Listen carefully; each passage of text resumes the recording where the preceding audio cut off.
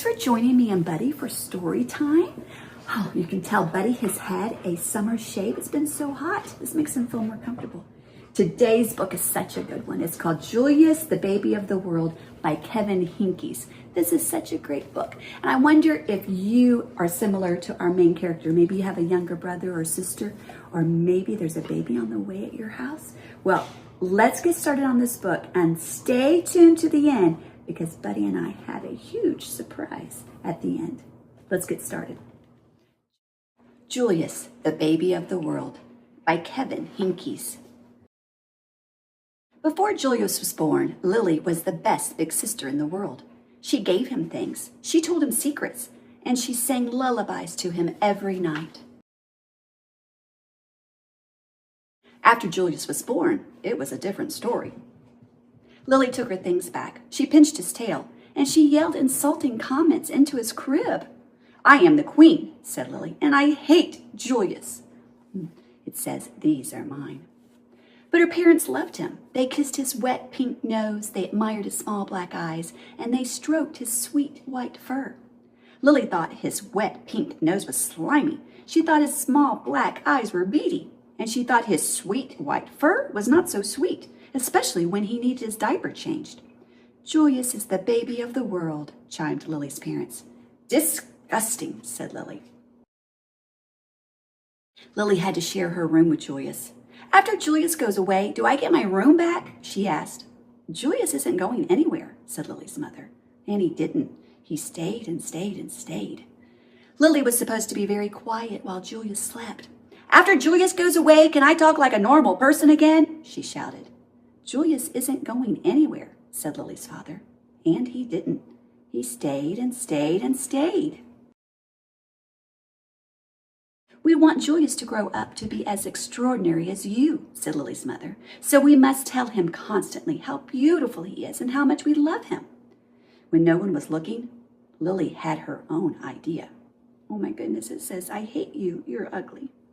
"We want Julius to grow up to be as clever as you," said Lily's father. "So we must sing him his numbers and letters whenever possible." When no one was looking, Lily had her own idea. The numbers and the letters are all out of order. Lily's parents were more than a bit doubtful about leaving the two of them alone together. Lily tried to frighten Julius with her nifty disguises. She learned magic and tried to make him disappear. When that didn't work, she simply pretended that he didn't exist. She says, "Baby, what baby? I didn't hear anything." Lily spent more time than usual in the uncooperative chair. Her sign says, "I ate everything. I'm hungry. I have to go to the bathroom."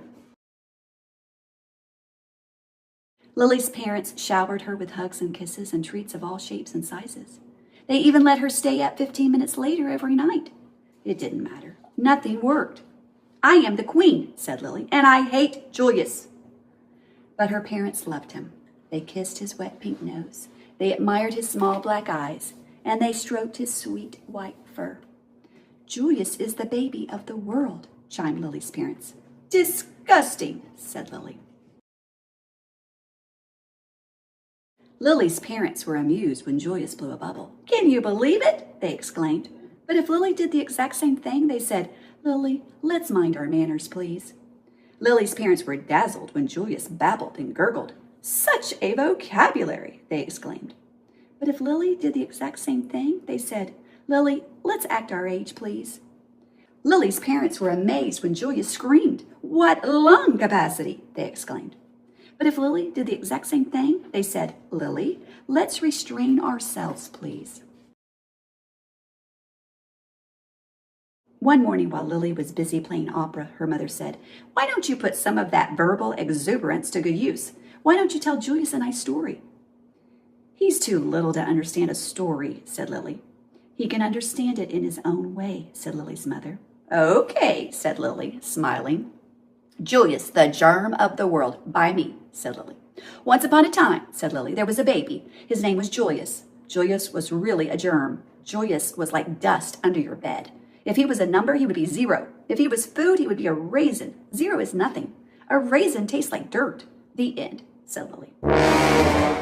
The story earned her 10 minutes in the uncooperative chair. Lily warned her friends Chester and Wilson and Victor about babies. "Trust me, they're dreadful," she said.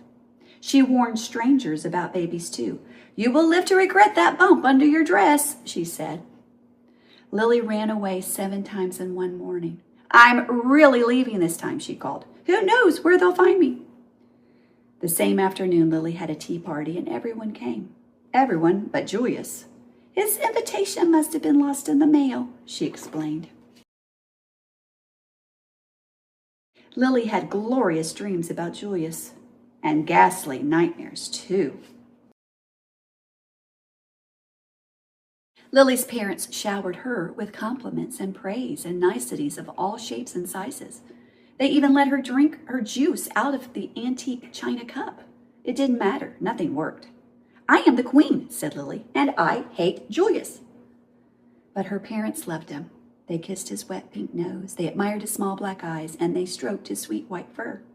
"Julius is the baby of the world," chimed Lily's parents. "Disgusting," said Lily. "Oh, my, buddy. Julius isn't even in this picture."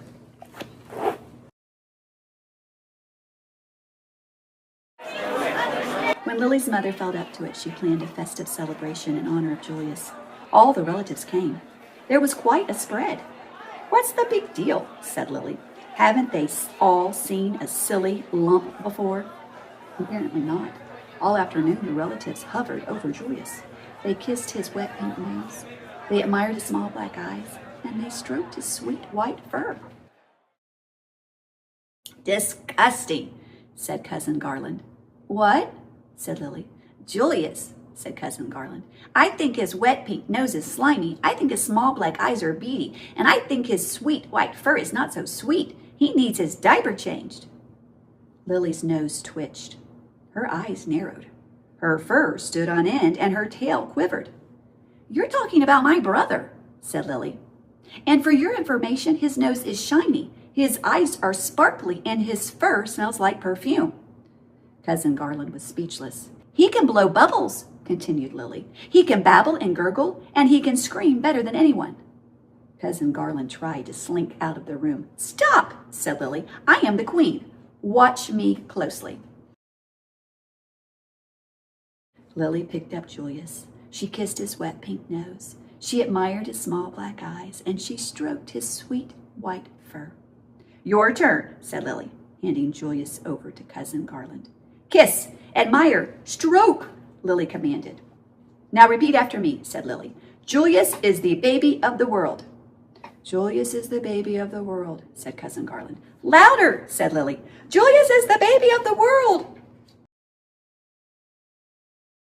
And from then on, he was, in everyone's opinion, especially in Lily's. It says, "We're almost twins." Well, what did you think about Julius, the baby of the world, boys and girls? What did you think, buddy? I am so glad that Lily's attitude and her feelings towards her brother changed at the end. You know what? It's normal to feel a little jealous about a younger brother or sister, or maybe a baby who's coming to your family. But I hope it doesn't last too long, because our brothers and our sisters are our very first best friends. And they're each one so important to our family, just like you are. Well, I'm glad you stayed to the very end, because Buddy and I want to show you someone. Come on. This is Belle, everyone, Buddy's new little sister. She loves to lie on the cold bathroom floor. So, hope we see you next time with Storytime with Buddy and Belle. Bye, everyone.